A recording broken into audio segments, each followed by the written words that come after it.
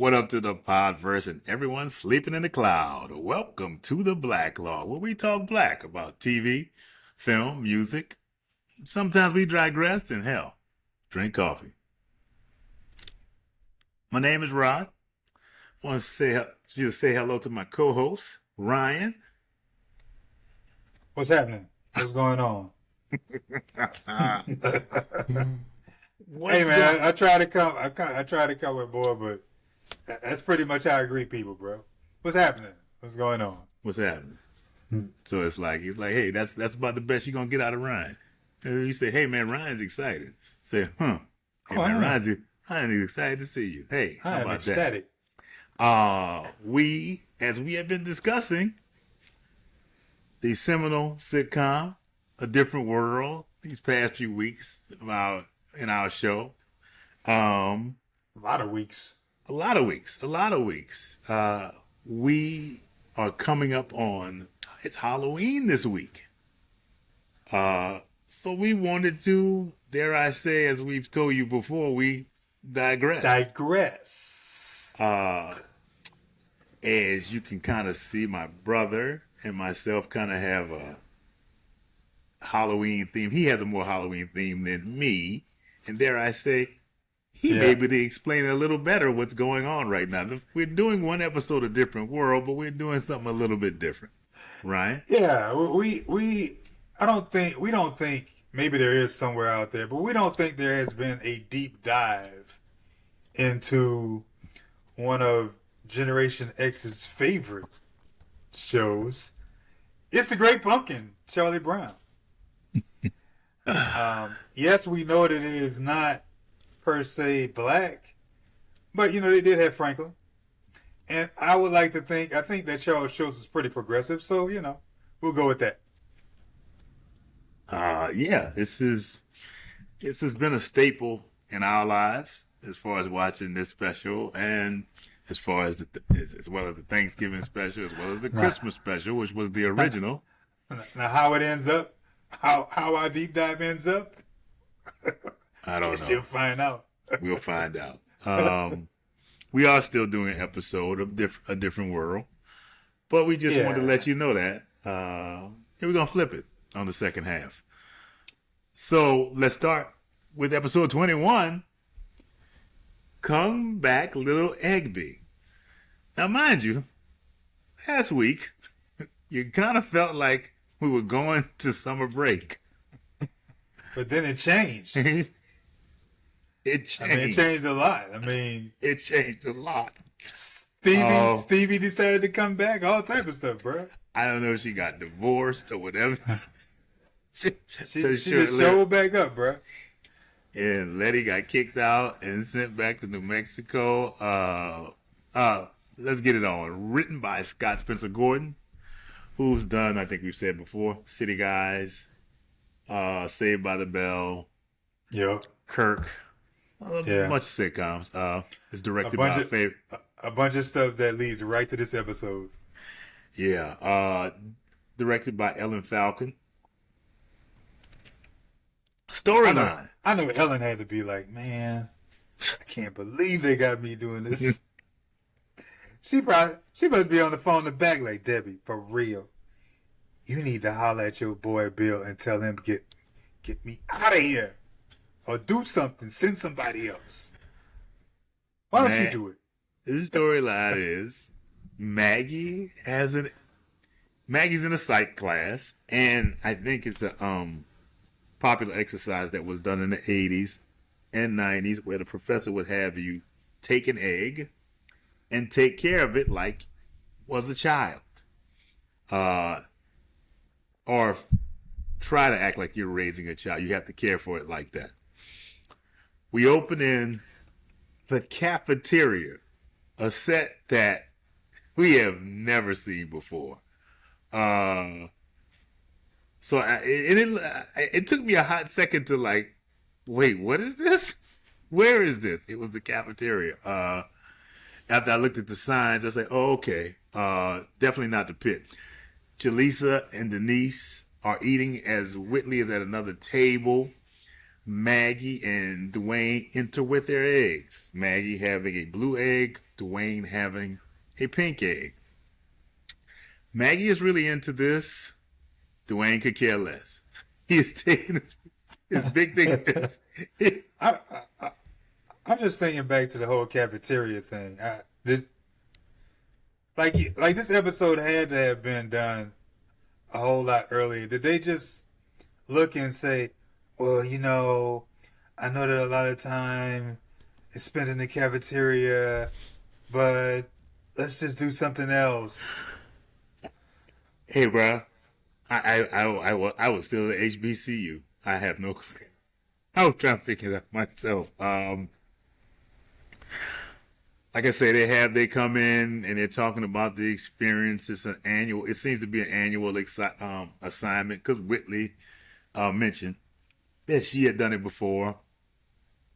Whitley clearly has no understanding of childcare because of her mother, and I guess she assumes you're supposed to have a nanny.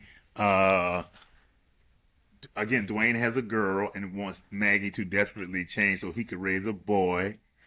He's just not taking it that seriously. I gotta say this, as a dog owner, and I respect being one, but when a person acts like being a dog owner is like being like a parent, no, it's a little bit different. Slow down. Slow your roll. It's like, don't, I definitely respect because I take care of my dog too, but you can't ever throw a piece of food on the floor and say, hey, eat that. You can't do that. You can't do that. Hey, Junior. You Go get your applesauce off the ground. Lap it up. Lap it up. You can't do that. I mean, I've heard people say that. Like, yeah, it's just like having. This is Child Protective Services. Can you please open the door? So we've set up our Child Protective Service. Yes, it definitely is. So we've set up our story, and next scene is in Stevie's apartment. Stevie, you remember Stevie from the first 12 episodes? Stevie and JT are back in black. And is it just me? Was that a new JT? No. Oh, is that the same JT? Same JT. Same Oh, JT. okay. All right. Stevie, who supposedly got married 9 episodes again, is back. Maggie comes in to ask. Let's be honest. We kind of assumed she got married.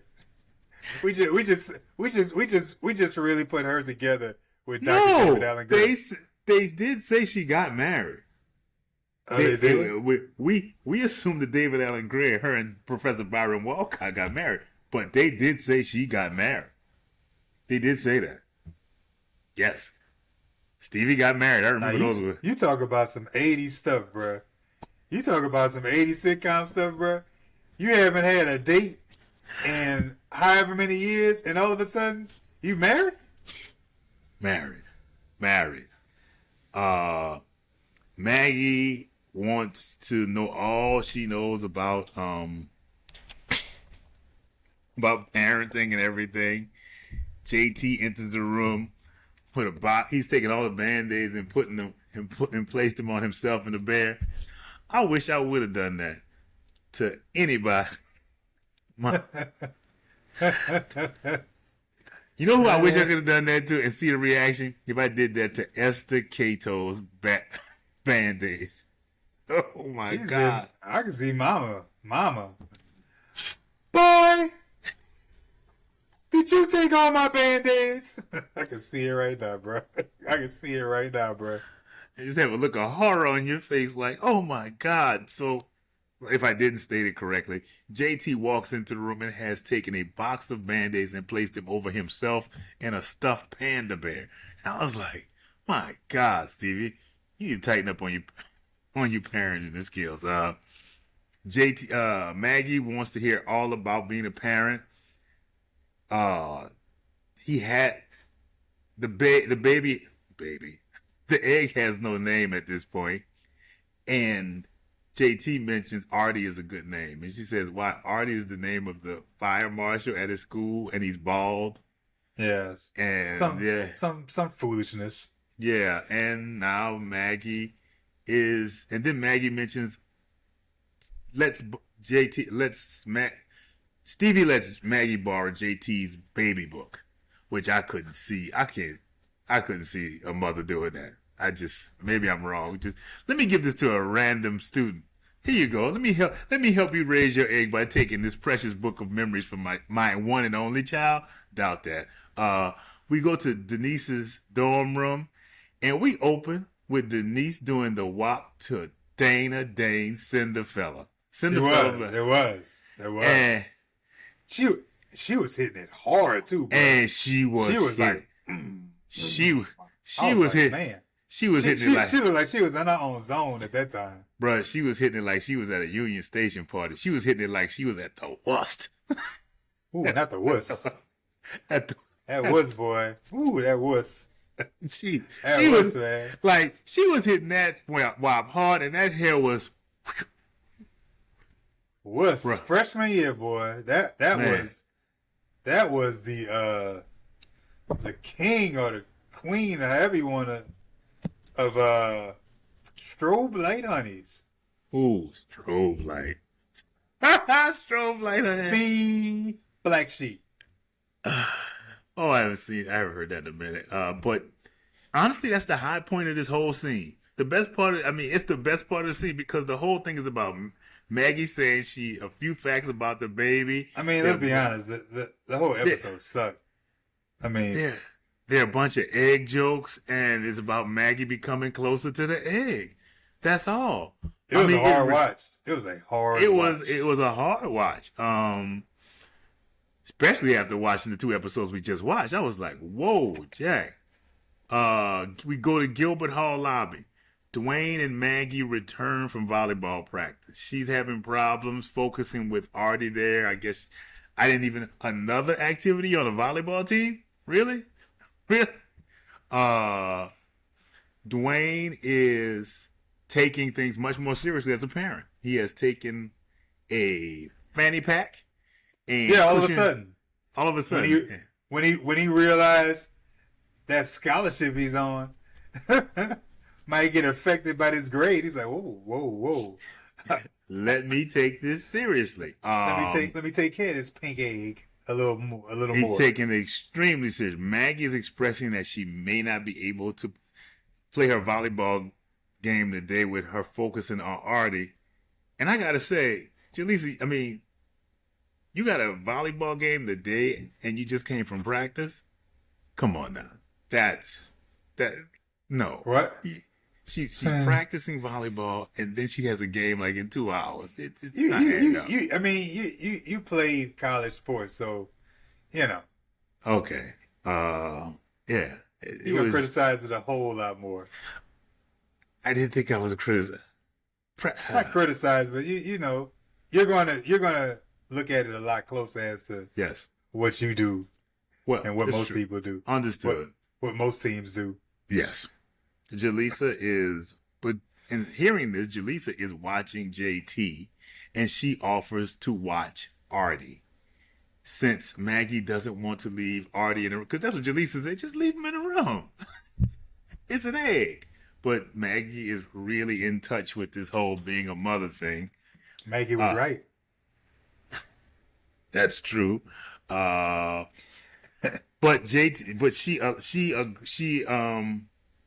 she's okay with it. And you say, "Oh, okay. Well, you watch it, great." So Jaleesa was she okay with it? She tolerated it. No, I think she was with it. She was really Maggie was with it at that point. At first she wasn't, but at the point she was. We cut to later.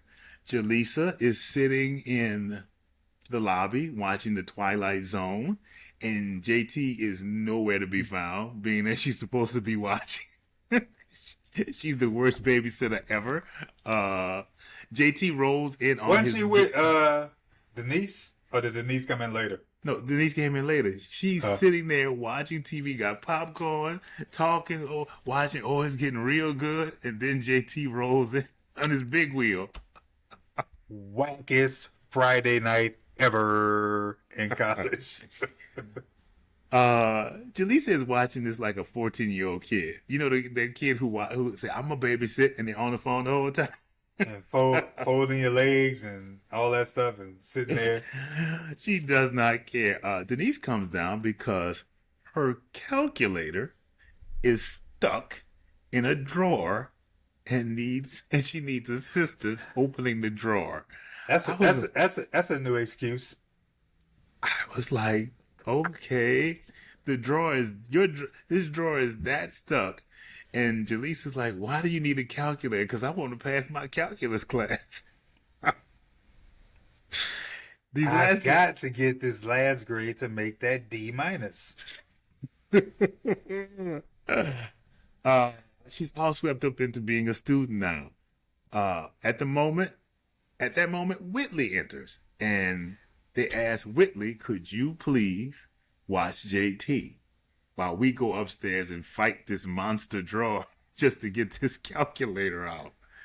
And they do that. They go upstairs. Later, in Gilbert Hall, in the same lobby, Jaleesa comes downstairs, lets Whitley go, and the egg is gone. I'm sorry. Denise comes down moments later like, wait, I thought you were studying. I went through all this to come upstairs because you had to learn to be a cat. And she said, I'm taking a study break. I was like, oh my God. Like, I'd have been hot if I was Jaleesa. And like, this is like, I mean, I know this is technically episode 21, but this is basically like when Denise was still kind of thinking, I want to be a good student somehow and pick myself up. I don't, like I said, I don't know why it's ordered this way, but we missed something. Hashtag do the right thing. What a waste. Like I said, Denise comes down, and then they realize that Artie is missing, and they freak out. And suddenly, Maggie returns. And then Miss Jaleesa, just leave the egg here. Yeah. See where that went. See how that went. If nothing else came funny out that was when Jaleesa found out that the thing was missing. She started talking. Well, it was Denise's fault, and Denise said, "Oh no, Miss Thing, you would have won eggs." And I was like, you not blame that on me. Just got pushed into a corner and said, "Oh no, Miss Thing." I was like, wow.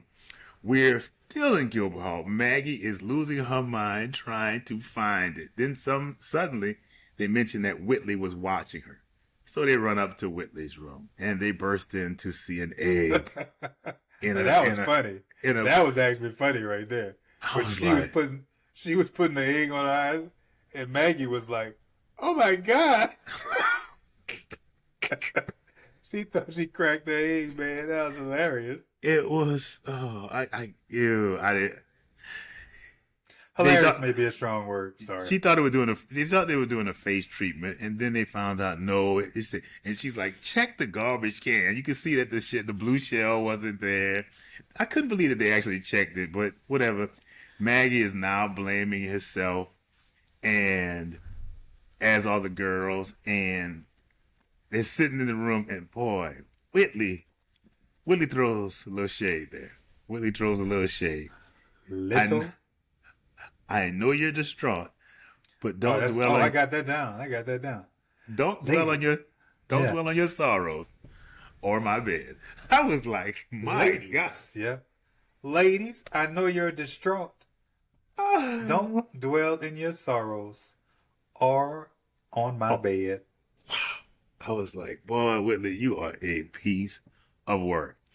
Next day, Denise's dorm room. Maggie is just distraught and sad over missing Artie. She has. All right, that's an A. That's literally the difference between an A and an F. 0 to 60, or 60 to 0. That's true. Or maybe it's not the final grade. Either way, but in that, yeah, it's 0 to F. There's no kind of like hint. That I'm pretty sure that particular project was a big part of that grade, bro. I am sure the syllabus had taking care of your egg is 80% of your grade, Wow. at least. She's made posters about losing Artie. She's moping around. Denise and Jaleesa don't know what to do. They think she's Things- she's bat guano crazy. She is crazy. He's like, what is wrong with Yeah. you? We go to the cafeteria. Maggie is moping in the cafeteria. Dwayne, who still has his baby. Dwayne took care of his eggs. He is kind of like, yeah, well, yeah, I feel sorry for you, but I took care of my egg. Dwayne approaches her to talk to her about the situation. Denise and Jaleesa enter with the blue egg and try to pass it off as Artie. And She saw right by it too. She was like, I looked at Denise like, you have blue paint on your hands. Like, what? Did you finish it and just run over with it? Here. Did you think I wouldn't notice? Jesus Christ, man. What is Denise? And she's just like, I cannot believe you all. Maggie is, again, upset about the whole egg thing. And upset Maggie goes to Gilbert Hall lobby. She sees Stevie, and Stevie knows about putting up the posters and all about the lost egg, this, that, and the other. And Stevie checks her about being a parent. And she says, it's not going to be perfect, this, that, and the other. She tells a story about losing JT in a department store. I wouldn't say question. She checked her. Oh, she pulled off the ledge. She pulled off the proverbial ledge, like loosen up, lighten up, Francis. When I hear check somebody, I think, okay, I understand. Well, she said lighten it up. Just bring it down a notch. You ever lost a kid? We got somebody telling me what to do with my grade. Once again. Now it's Stevie. Hey, you know what, Stevie? No, that ain't your grade. But that's somebody else. You know what? I'm talking about the professor. When I said that, I meant professors. Well, I think professors are the ones. But here's a question I get. Stevie knows why she's there. She's in school.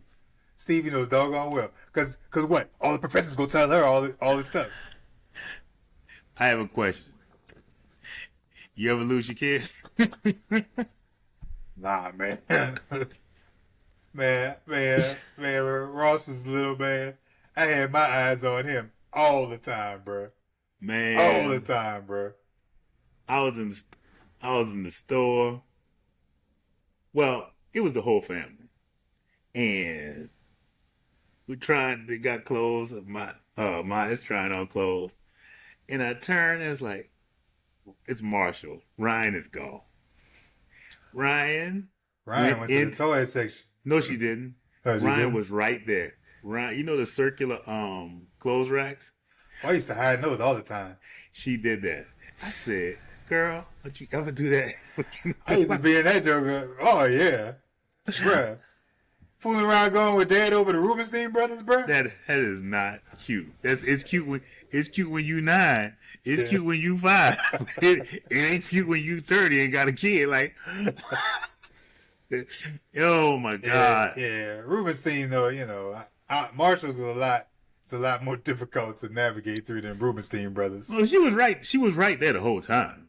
But still, I couldn't find it. Marshall just looks a lot busier than Rubenstein brothers. Definitely. But tells then they go into clean up JT's room, and we find out that JT's a little behind. Yeah. Took the egg and hit it. Oh, JT, and he was loving Artie. JT needs to keep his hands off of my doggone property. How about that? Talking about said his daddy bought him this glove. I ain't got nothing to do with that. Why that boy got me freaking out? Your son, who shouldn't even be on this campus, almost caused me an F. That's what happened. Oh my God. You need to keep a leash on that heathen.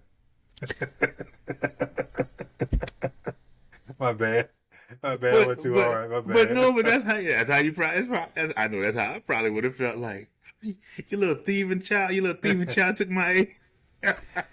Anybody tell that boy to touch my egg. That's the type of child. What's his name? What she Miss Kim Wayans used to do? She used to be that woman in the window. That little boy right there. He going straight to jail. Been a thief all his life. I remember he took that girl's egg. He's that type of thing. But basically, that was it. And we Talking wrapped about Audie Jr. Audie Jr. And basically, that was the story. I mean, really, it was. That's There's really what nothing it was. else. Most HBCU thing to me, I had a tie between Whitley Shade versus Denise's "Oh No Miss Thing." That's what I had. You know. I also had a tie between non-applicable and non-applicable.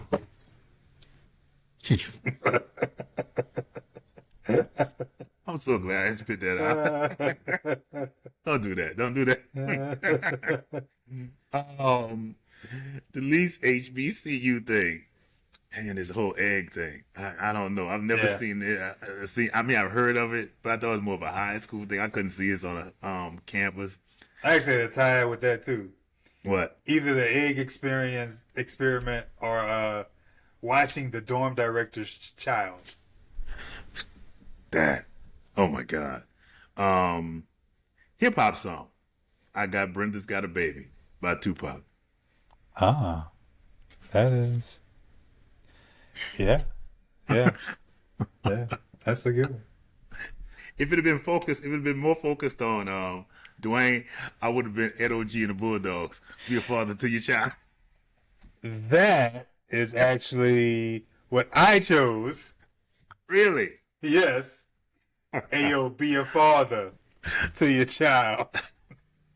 Ed O.G., baby. Ed O.G. and the Bulldogs. That's what I got. Yep. That is my hip hop drop. Yep. Whitley Shade. Sample must add in there. Song sample "Searching" by Roy Ayers. Yes, it is. Yes, it is. Definitely. Roy Ayers. Whitley Shade. I had a tie with I Know You're Distraught, but Don't Dwell on Your Sorrows, or My Bed. That's mine. Well, the one I had was Full Place Today mean Empty Arms Tomorrow. I was like, damn,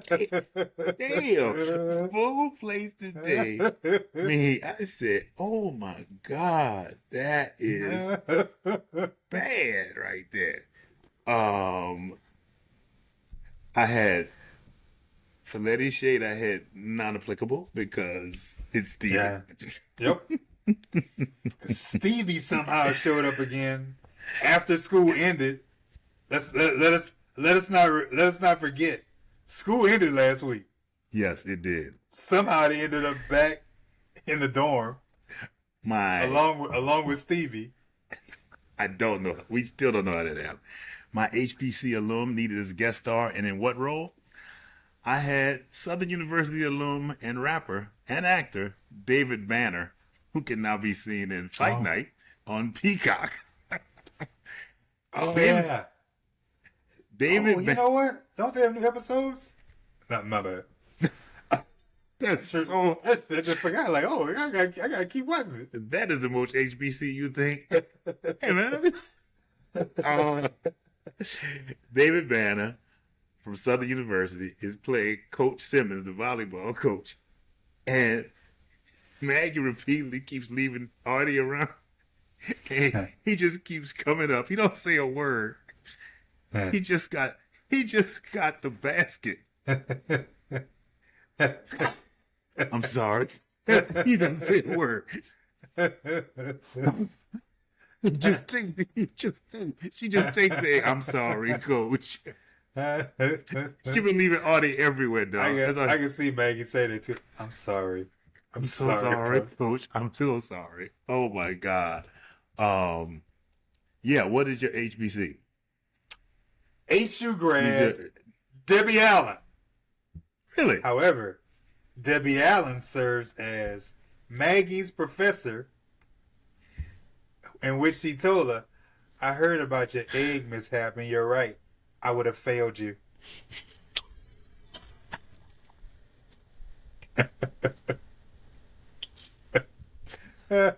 Oh my God. Right. I would have failed you. Glad you found that egg, Miss Thing. You better be glad you found that egg. Before we go any further, I want to remind you that the What about blacklog- Denise's funny moment? Oh, wait. I'm sorry. Did Denise have a funny moment? There was a funny moment. I can't remember what part of the show, but she broke character. She broke character laughing at Jaleesa. I don't remember this. The best moment Denise had was doing the WAP with Cinderella to me. There is a point, and I think it's when Jaleesa and Denise were going at each other about. There was a point where Denise broke characters and was laughing, and I think she was trying not to laugh, but she started laughing at Jaleesa, and she was supposed to be serious. So you got to go back and watch it. It caught me. I thought it was funny. Really? Maybe that's just me. I guess that's why I call it my Denise's funny moment, because I thought it was funny. Obviously, nobody else thought it was funny. That was funny. Sometimes we, like I said, before we go on, we'd like to remind you that the Blacklog is sponsored by Fade to Black Funeral Homes. Death is a part of life, but put life into your loved one's death at Fade to Black Funeral Homes with t-shirt printing, tattoo artists, and on site to commemorate your loved ones. Fade to Black Funeral Homes. Now, as we've said many times in the introduction, sometimes we digress. And we are about to digress. Big digression today. Big digression tonight. Tonight, whenever you're listening to it. We wanted to do a deep dive on the Peanut special, The Great Pumpkin, Charlie Brown. Yes. Written by cartoonists, based off the cartoon, and written by Charles M. Schultz. Directed, it's the man created, originally titled the comic strip was originally A Boy Named Charlie Brown, then it transformed into Peanuts.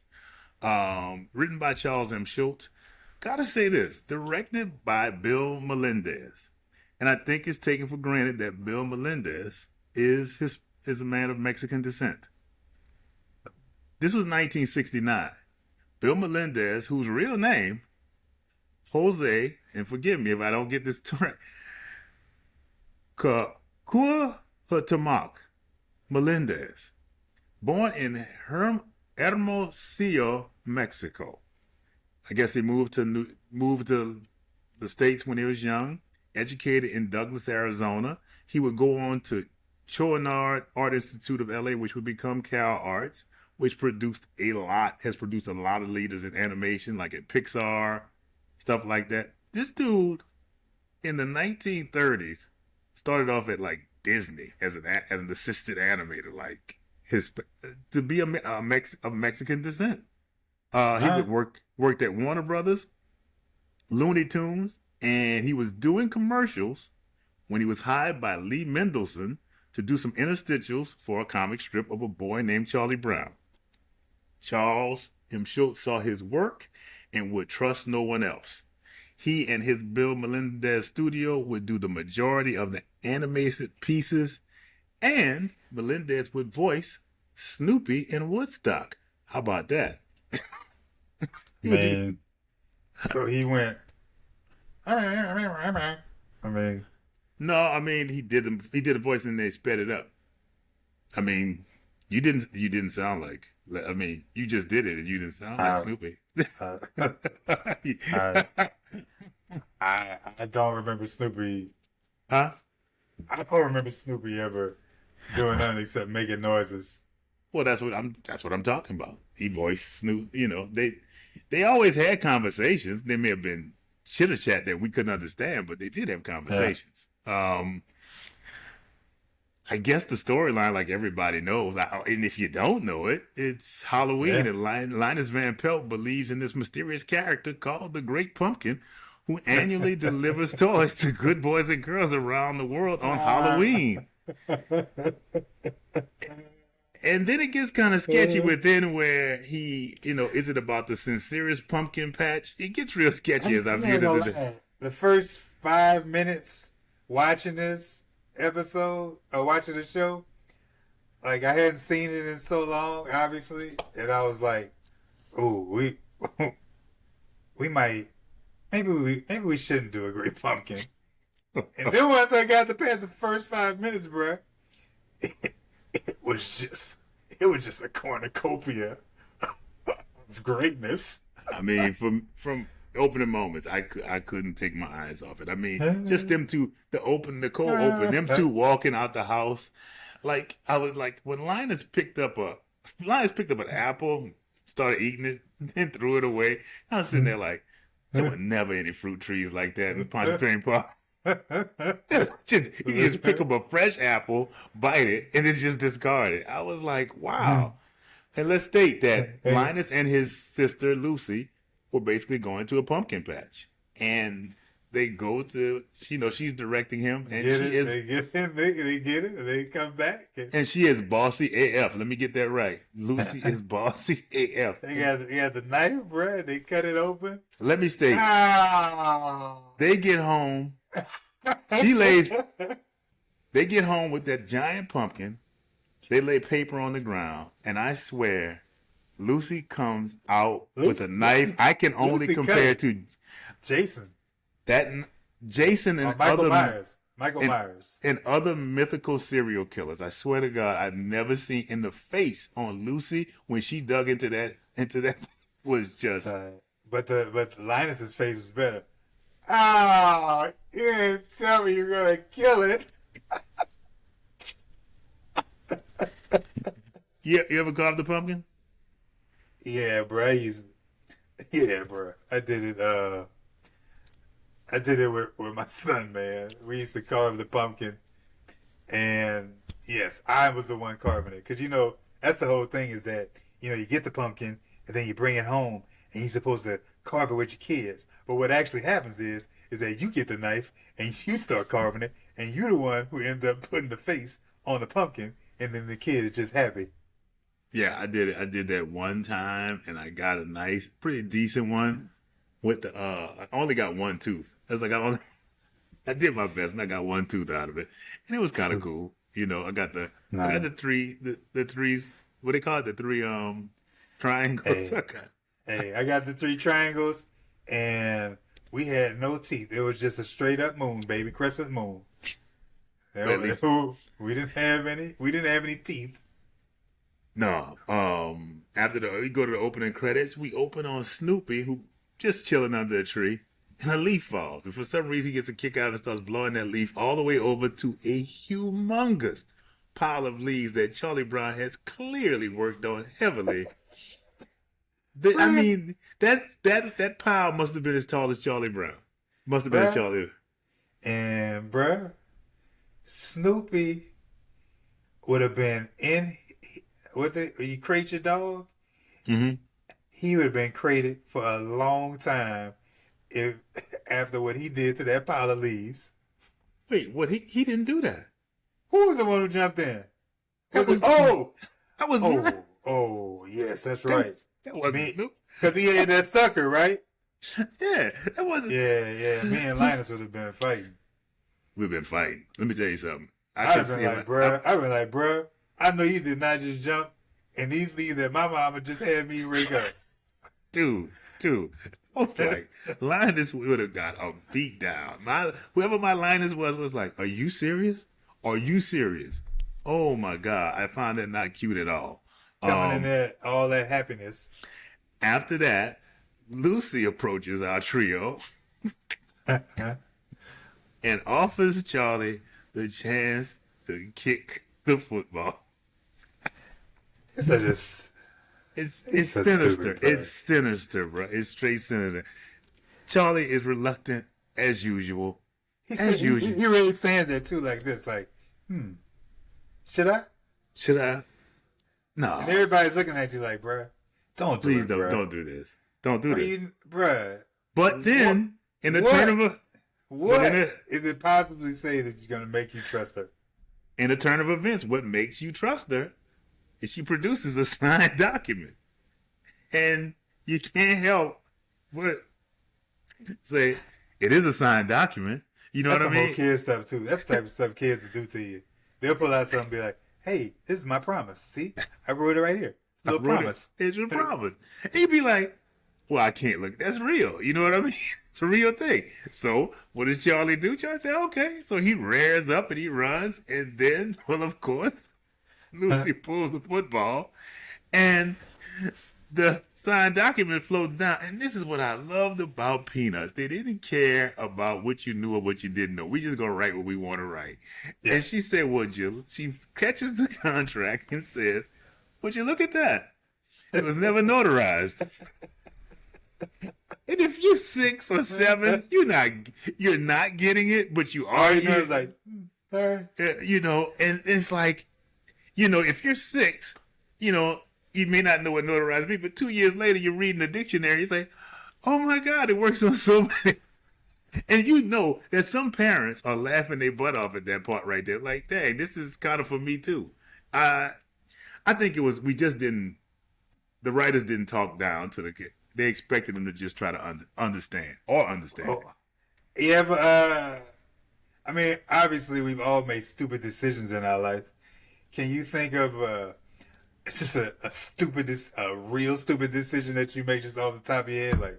Like man, that was a stupid decision right there.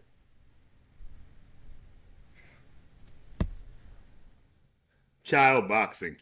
And let me explain. What? Child. Let me explain. First day in Pontchartrain Park. First day we moved to Pontchartrain Park. I'm a then 7-year-old Rod.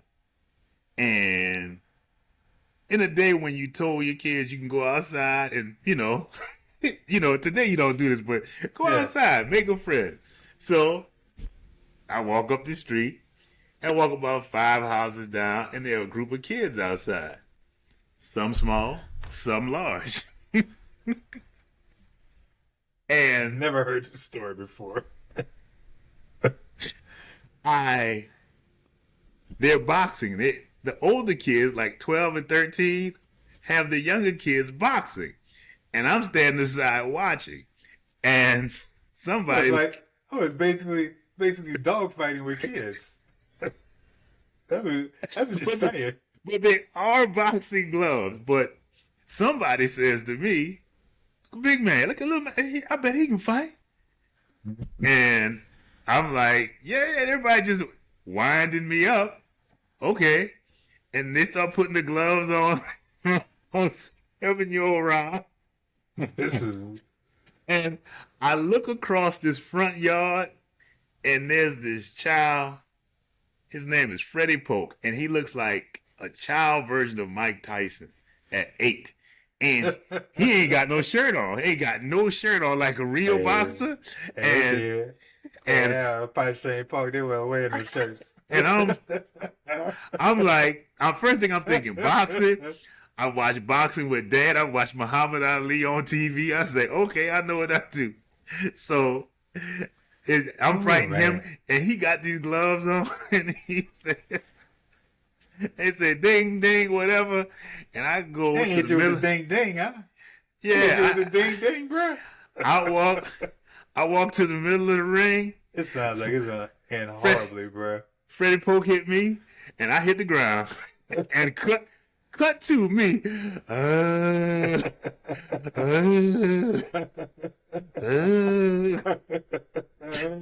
And I walk in the house, and your mom was like, boy, what happened? What happened? I was boxing.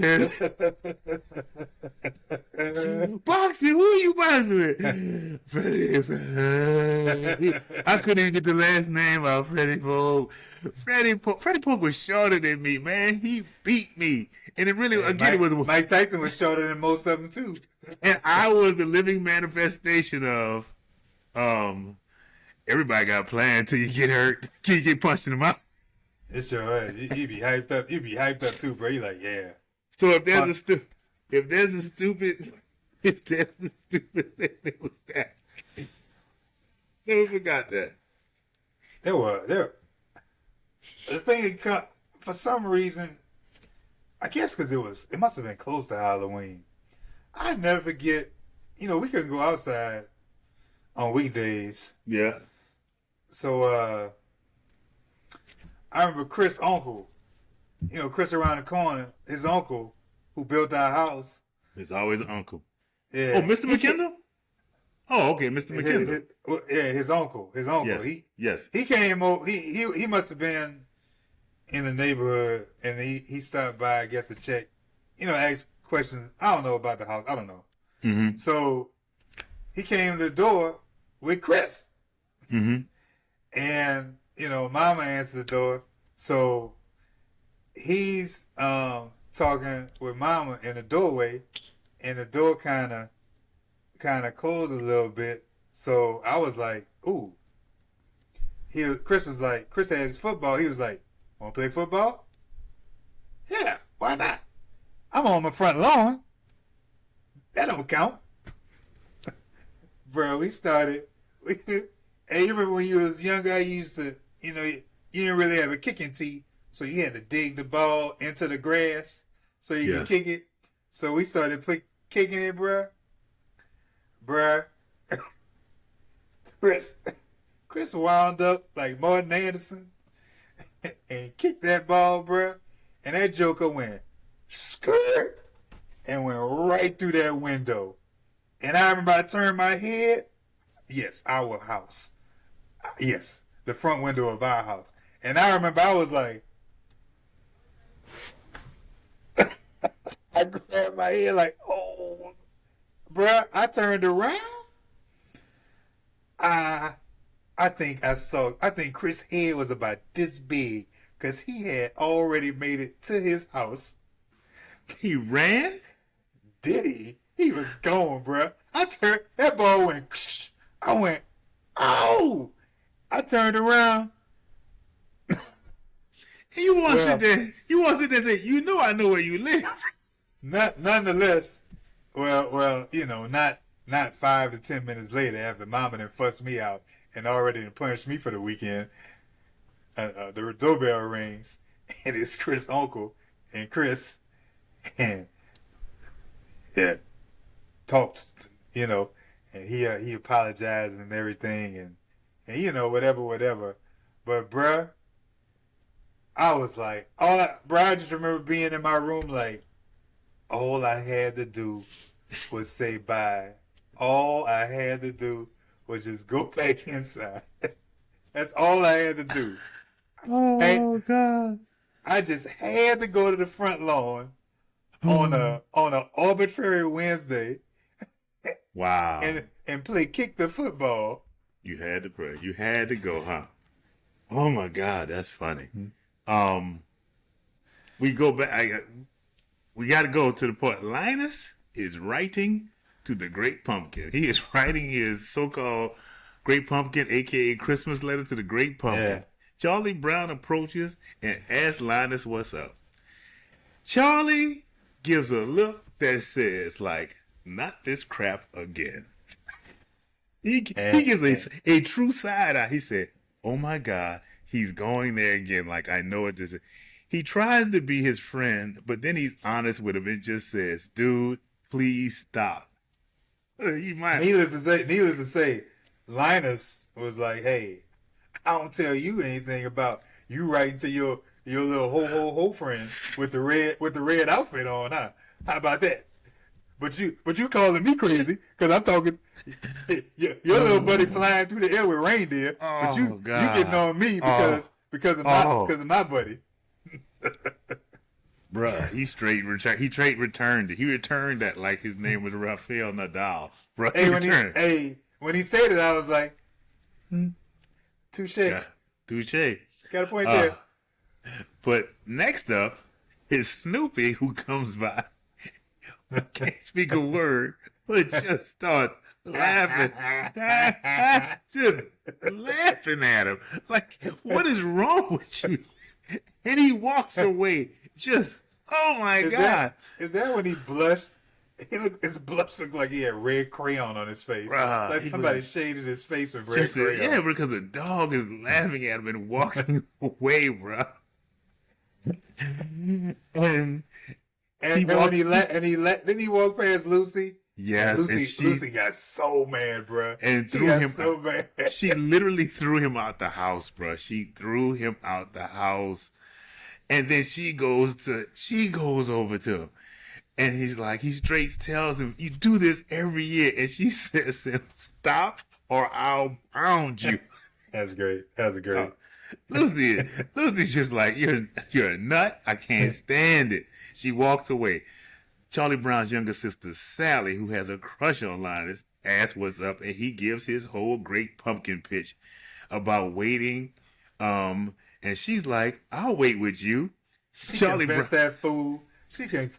I mean, he convinced that fool to stay with him at the pumpkin patch. But Charlie Brown, so stop. He jumping ahead. Charlie Brown rolls up. It's like, what are you telling my little sister? He's looking at her like she's Jim Jones or Trump. Get away from my little sister. Please don't talk. Am I jumping ahead? Because yeah, Charlie Brown pulled her away, but she was already locked in, bruh. She was locked in. She was coming to the pumpkin patch. He convinced that fool to come to that pumpkin patch. Yeah, I guess so. She was still in. Because she was still in between. She wanted it, but she still was in between. She was. If I remember correctly, although it was not stated in this episode, it's not ever. It's just yeah. I mean, it was not stated in this show. But Sally always referred to Linus as her sweet babu. No doubt about that. And she would do anything for her sweet babu, including go to the pumpkin patch. But this was the beginning, quite honestly. This might have been the first time we saw that whole connect. The sweet babu stuff was definitely down the line, but this was like, because this was their second special. The Christmas was the first special, and then they came with this. But Linus completed his letter, and he's going to mail it. And Lucy, being the curmudgeon that she is, she says, "I'm following you, and I ain't gonna help you." How about that? And Linus said, "I don't care, because I got something for you." He pulled out his notorious blanket. He opened that thing, and he flew that letter in there like his name was Gambit of the X-Men. you thought he was Gambit. She flicked it too. She went. Get and they both looked at it. And he walks away like, "Ha, got and you." She was so bad. She was upset. So angry. And in her anger at him, up walks Charlie Brown, who is just giddy. He has received the invite to Violet's Halloween party and said, This is my first invite to a party in my life. This is my first invite to a party." And Lucy I think Lucy just wants to let out her anger on Charlie Brown. And she says, "She is a terrible person, bro. That is wrong. You weren't." But wait, she said there were two lists. Yeah, let me see it. She said there were two lists. One to invite and one to not invite. You must have got the wrong one. What? You must have been on the wrong list. How cruel are you, Violet, to make a list like, we are not inviting this person, we are not inviting that person? I don't want to believe Violet did that. I don't want to believe that. But it's like he's doing a dance. He's so happy. And, I mean, because we later find out Pigpen was invited. So Pigpen was invited, but Charlie Brown wasn't. Yeah. Oh, my God. It's literally, I think it's Gen X cruelty. It's that Gen X cruelty. It's straight up Generation X cruelty. It's right before Tricks or Treat, right? Whose house are we at? I don't know. Sally has just made. I feel like I'm thinking we're probably at Lucy's house. Guess it's Lucy's house. Maybe Lucy's house.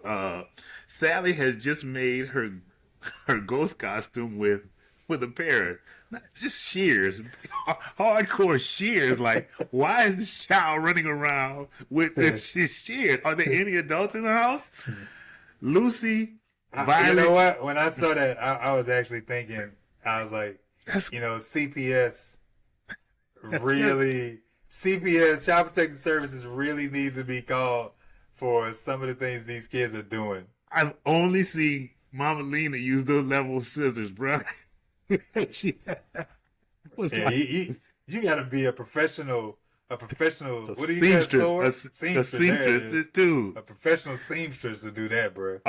Lucy Violet and Charlie Brown are getting dressed for trick or treat. It's not really that much because it seems like the ghost. Or as they say, tricks are treats. Tricks or treats. But the costume of the year that seems to be prevalent is Ghost. Ghost. Bruh, what level of stupid is Charlie Brown, bruh? Cutting all them holes, those holes in that blanket. I bruh. know, bruh. I know. Everyone is arriving and he throws it on. He said, I got He didn't think after 2 holes, after the 4th hole, that maybe I messed this up. Maybe I should get another sheet. You thought you would think that, but what got me is everybody, and I guess maybe it's 1969. That was the only type of costume be a ghost, and I guess Lucy flipped it up with the mask and said, "I'm gonna be a witch." But dude, the dude with the coonskin cap, we still don't know who that could have been a killer amongst them children. Dude, No, you know who that is? who is I that? don't know the character's name. He was one of those characters that you really didn't know their names. He kind of was like a mix between Schroeder and Linus. He used to wear that little hat. I know what you're talking about, with the little fur, the little raccoon. Yeah, I remember that dude. But we never. I never knew the dude's name, but I used to see him sometimes when I used to read the comic strips. But we never in the special we never see him without the guy. Who is this? He had to wear his hat, bro. But you know what? Going back to the stupidity. I asked you earlier about something stupid that you've done. Can you think of something that somebody else has done that you witnessed that was just really stupid? No names, but or either witness somebody actually did witness the football thing. Them, the actual football thing. I actually saw that. Like somebody pulled a football away. Really? We played Brother Martin my junior year, and we were we were playing the Superdome. So they took us to the Superdome to get used to it ahead of time. And you in shorts and stuff like that, you running around, and we were kind of like the coaches were talking while we were running. And I know one guy, I'll say you know him, but he was kicking field goals or whatever. And then he said another player wanted to do it, and he put it up. Let me tell you something. It wasn't like we knew he was going to do it. It was just like when he did it, it's like, dude. He pulled the football away, bruh. We were thrown by. It was so funny, like, man. That's messed up, man. That's messed up. It was, but he couldn't help it. That comes from Howard too. Now I think about it, I don't know who they were, but at Drew Hall, the few things that they did make sure that we knew about, they said whatever you do not walk down. I believe it was Hobart Place. Hobart Place. When someone gives you something like that, whatever you do, and Hobart Place. If I'm pretty sure that was the street. They said, which was right on the other side of Georgia Avenue. So people who know Howard, they know one side of the street is strictly Howard University for the most part, and then the streets. And they said, do not go through. They said, and people were like, oh, nah, for real. It was like, nah, for real. Hobart Place. I'm telling you, you walk down that street, you will not make it out the other side. You drive down that street, your car will come out not the way it came in. Do not. And of course, had a couple of East Coast dudes, I think it was a couple of New York dudes. They had to test it. Hey son, They had to test it. Don't mess with the locals. Hey, bruh. And all we know was some dudes got whooped up on going down Hobart Place, bruh. And we were sitting there like, bruh, they literally told y'all. They said, do not go down that street. You are not from here. These people are not going to let you go down that street and you go to college. And they already don't like you. They already don't like you because you at college and you not from here. So you going to go down the street after they just said don't go down the street? Yeah, son. All right. All right. And they, all right. Yeah. Oh, my God. They were, like I said, they were getting ready to go tricks or treating. Tricks or treats. They all roll out to the pumpkin patch. Sally is with them, but she has her sheet in her hand. I ever tell you, I saw that and I thought I was going to be a ghost for Christmas one time when I was younger. Mm-hmm. And I had one of Grandma's good sheets and I had a pair of scissors and I was about to, and I heard the infamous, boy, what are you doing? What are you about? I was going to be a ghost. Why you ain't going to be no darn. She didn't say darn. Yeah. You ain't gonna be no darn ghost out of my good sheets. Put my sheets back. And the thing was, it wasn't even a white sheet because Grandma didn't have no white sheets. It was a sheet with a pattern. I was gonna look so stupid. So I guess that was kind of a stupid thing, but it really wasn't stupid because I hadn't done it. So I hadn't done it yet, but I was about to do. I was on the verge of another stupid thing. Boys, right. As back to what I was saying they're passing the pumpkin patch, and Sally's like, I'm staying with my man. I'm staying with Linus. I believe, you know. So she's staying and lets everybody go. Lucy is upset as she is with her blockhead, her blockhead brother, which I truly think is a synonym for dumbass. I really do. Actually, I thought it was a-hole, personally. No, I just thought it was dumbass. It's like, oh, you blockhead. Like, it just kind of rough. Like, everyone, they go trick-or-treating. Everyone is getting candy, except one Charles Monroe Brown. That is his middle name. But they are literally throwing rocks out the door, bro. And look, if he never said it, you wouldn't pay attention. You know what I'm saying? If you're not really looking at what's coming out, you just see stuff. He said, "I got a rock," and then he goes back and you kind of look, and you're like, "Wow, they really threw a rock out the door, bruh." And this man, what they say, bruh? These are adults. These are adults putting rocks in this man's and this little boy's. What meeting at the HOA did they get together and say, we're all going to put these in this little hair challenge boy's bag? This is a rock. This is what they put in that boy's bag. Like, we're lucky he doesn't come back and hurt any. He should be traumatized by this, dude.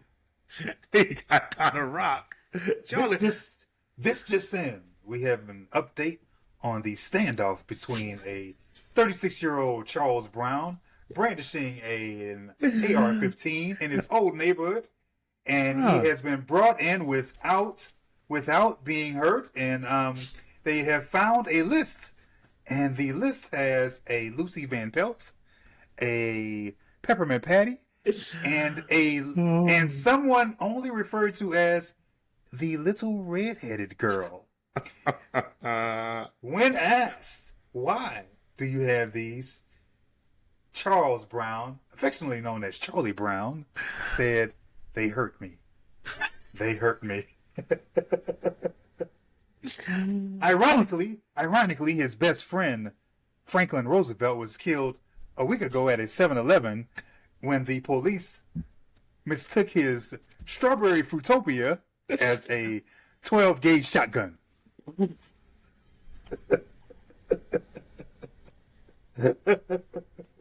So, Charles Brown will be entering a maximum security prison for the rest of his life. What is it, man? Linus. It's a side note, but Linus has some scraggly hair too. What is it with male pattern baldness in this neighborhood, bro? Between these two. Somewhere during the evening, someone asked about the whereabouts of Snoopy, which I didn't say. Snoopy dressed as a World War I flying ace, and I used to hate that part of that show. Really? Cause you really. Dude, It's not like you had a. It's not like you had a. It's not like you can record. I mean, if you had a VCR, you could record it, but nobody's recording the Great Pumpkin. And even it's not like you had a DVR, bruh. You got to sit through this. You got to sit through him crawling through the like. Come on with the Sopwith Camel, bro. It was bizarre, but I watched it. It's like yeah, we watched it. We didn't have any choice. I enjoyed it. It's like he's sitting atop his doghouse in an imagination. Like I can only imagine what mushroom-induced dream or nightmare got him here, dude. He's dreaming that he's a flying ace atop a doghouse. He literally is fighting something that is equal to that of a Star Wars dogfight. Like, what is going on, bro? There was a scene where Linus, his eyes went big. It was almost like yes. It was almost like a mushroom-induced. Yes, I remember that scene. I remember that look. I can't remember what scene, but I do remember because his eyes.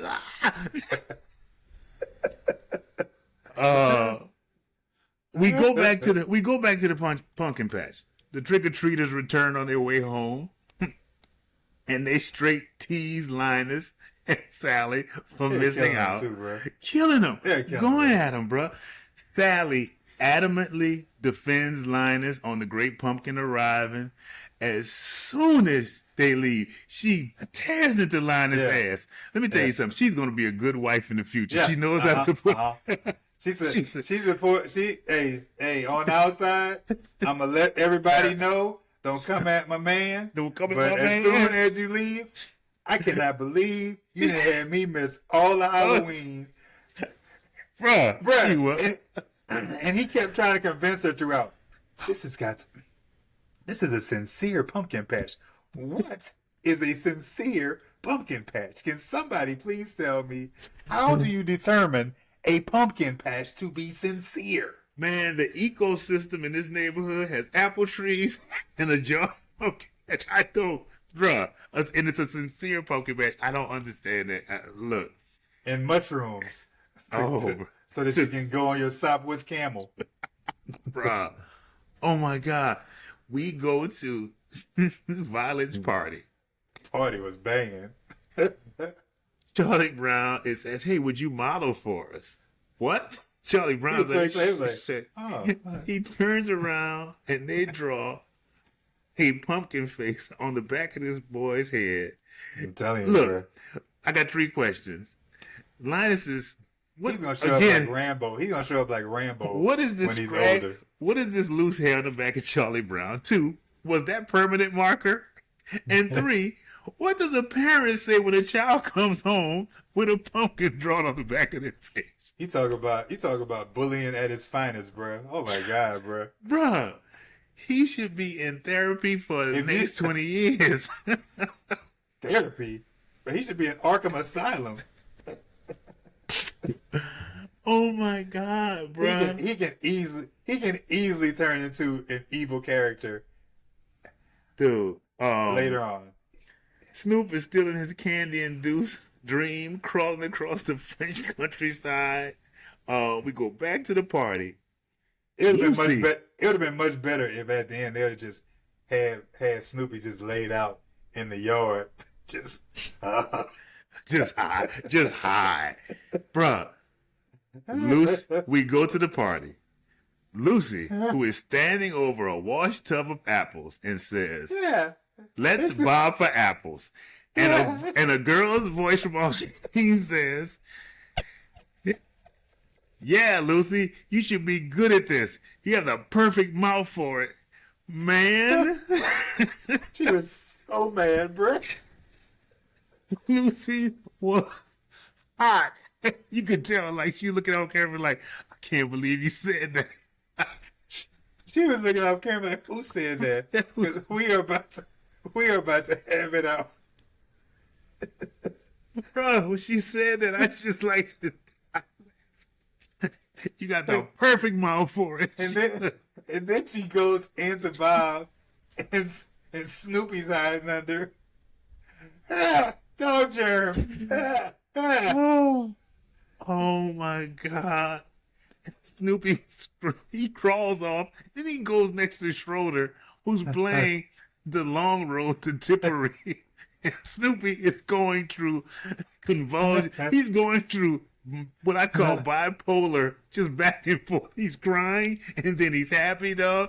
He's going back and forth. Is he on a psychedelic drug, dude? Because he is going through it. He still thinks he's in World War II. He does, bro. He thinks he's in World War. Bro, And that is the only reason he would be hiding underwater, bro. He thinks that he must think like in Vietnam, like they're hiding underwater, bro, and they got fire going. It's like, and you remember, and back in the day, movies like Platoon, and Full Metal Jacket, those guys would come out of the water, and they would be looking. They have camouflage.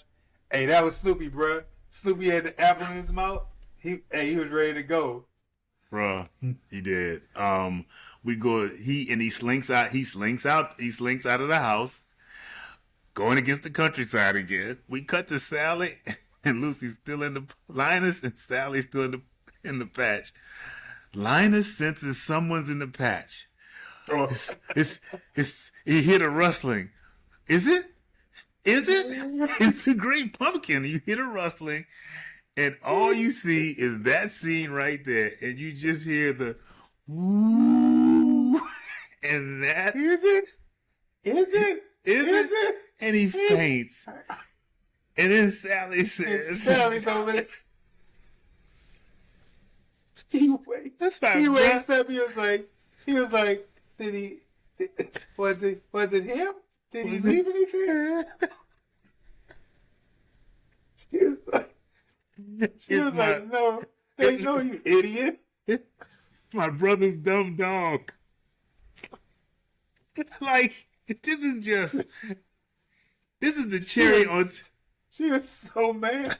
Sally was so mad. This is the cherry on top of the feces sandwich right here, bro. She is mad. Oh my goodness. Sally was so mad, bro. Oh my God. She was like, he really passed out. So he was like, what? He was like, oh my God, he's here. Oh God.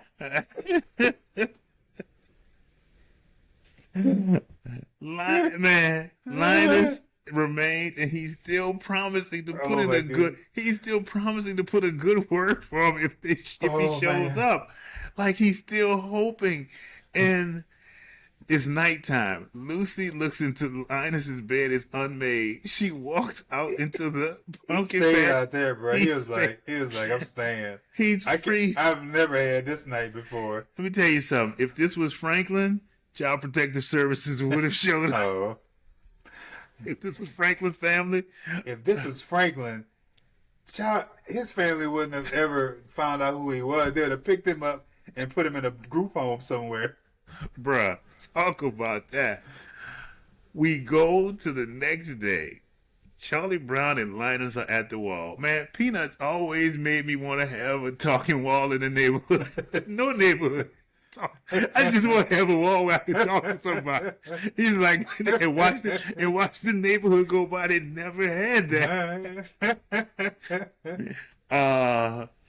He talks about the day, and Charlie Brown talks about how Halloween, his bag of rocks, and Linus not seeing the great pumpkin, and he says, "Hey, people do stupid things," and Linus gets all up in his feelings, bro.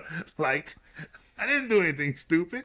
Like, that wasn't stupid. He was not. It went off, and he keeps going off as we go in as the end credits start to roll, bro. The interesting part is the person who really should have been going off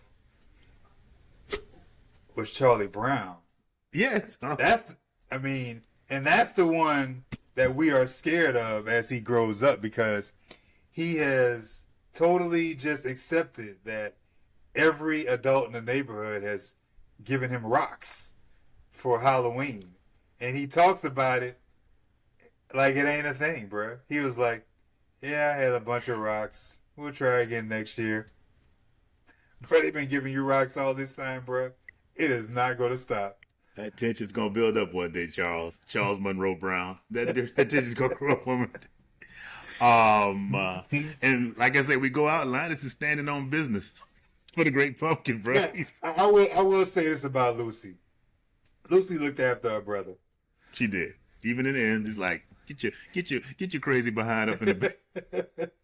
She went out there. She woke up and she went out there, picked him up. I mean, hey, man, she even looked out for him when he was going for candy. Said, hey, can I get an extra piece of candy for my blockhead brother? He said, yeah, give me something. See, please give me something, please. Please. I even hate it. This fool is in the pumpkin patch. Thank you. Quote of the show, hands down. Yeah, Lucy, you should be good at this. You have the perfect mouth for it. That wasn't my quote of the show. Really? That's my quote of the show right there, bro. Charlie Brown. I had a little trouble with scissors. With the scissors. That was my quote of the show. Bruh. It was funny, but for me, bro, with Lucy, oh, God, she was scarred by that. She was scarred by that. When he cut up that thing, they were like, he looked at me like, hey, what's up? I had a little trouble with the scissors. Really? Lucy quoted. What about the Lucy quote of the show? I had. Really, it was. You better cut that. You better cut it out right now. I'll pound you. Honestly, it was her asking for the extra piece. Can I have an extra piece of candy for my stupid brother? I was like, God. Like, how do you look to an adult and say that? Like, she's like, ask that, man. Oh my God. Hip hop drop. Yeah, it's pretty obvious. My mind's playing tricks on me. The Ghetto Boys. Oh, it's not. It's not that obvious because I had Houdini's Haunted House of Rock. Oh, I forgot all about that song. Yes. Yes. Yeah, mine was, this week Halloween fell on a weekend.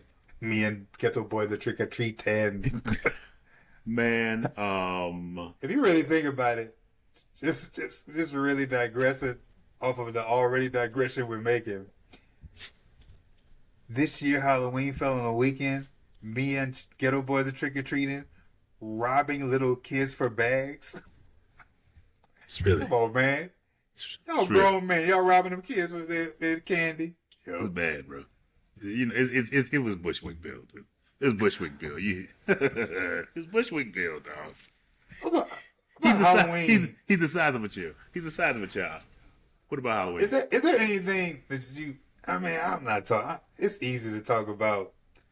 You know, try to remember things from Halloween. Is there anything that you hate about Halloween? Black licorice. I think that thing should not exist. Because no one has made an effort to make. I hate black. When I see people, like, I feel like you hate somebody. I feel like you hate children if you give them black licorice. There's no. I never had a problem with it. I never had a problem with candy corn. But shout out to Brent Hughes. Shout out. He does not for our bison, our fellow bison. He does not fool with candy corn. Honestly, Halloween for me. The thing I hate about Halloween is... Wait, are you sure? Because I think I've talked to Brett about this, and I'm a fan of the corn. Is he a fan of candy corn? I don't think he's a fan of candy corn. I think you mixed it up with... I'll have to check on that, but I can tell you one thing. I am a fan of the corn. I have no problem with it. I don't have a problem with it. I mean, it ain't nothing but sugar to me. I always thought it... I thought he did, but if it's Brent, maybe I'm wrong, but I've hated that. When I remember seeing that as a child, like, why would you get? I felt like I used to think I'm 8 or 9, but still, I was like, you must not like children if you just give them black licorice. I never ate licorice anyway, just in general. Like I eat Twizzlers if it's there, but those black jelly beans, oh my goodness, I don't even understand why they decided to make them. Like, I don't know who decided, you know what? Let's make this. And let's make them nasty. Let's make them nasty. Like you couldn't even put a good flavor. It was almost. I'm starting to sense a little racism. If you tell Dr. Umar, he said the black jelly bean is the nastiest jelly. But I mean, let's think about it. Somebody made these. They made these jelly beans to put flavors in them. Somebody decided to put that flavor on a black jelly bean. They didn't put it on any other jelly bean. I'm just saying. Now that we sit up here talking about black jelly beans, I mean, one thing I did hate about Halloween, the one thing I still hate about Halloween, people taking it too seriously, bro. It's kids trying to get candy. I don't need to hear about, oh, it's the devil's work. I'm like, bruh. Oh, that. Oh, I. Oh, Bruh, the kids just want some Starburst, bruh, some Skittles, bruh. Let them get their Skittles, man. That is true. That is true. Oh my God. This little digression has been quite enjoyable. Quite enjoyable. Yeah. I did not. I think we gotta strongly consider around Thanksgiving. Oh, bruh. Ooh, the first appearance. That's when you really jump into some things. Got a lot of selfishness, some new characters popping up, lot of selfishness. I can't believe we're here already, so I'm not gonna say nothing. I know my son, when I told him we were doing this, he asked me about that, and he was like, yeah, if you talk about it, you got to talk about some of the selfishness going on. He said, yeah, people got a lot of nerve. Man, you tell me about it. Oh man. Hey, man, we've been going on this one. Oh yeah, it's a long one. Ooh, we done gone on. We done gone. Sorry, we enjoyed ourselves way too much on this. But until next week, we'll see you black here. Hey, remember, go to YouTube, hit subscribe, and like if you like us. We're also on Spotify as well as Apple Podcasts. Excuse me. Give us 5 stars. And if you didn't like it, give us 5 stars anyway, and we'll make sure to be better. Hey, man. Until next week, peace.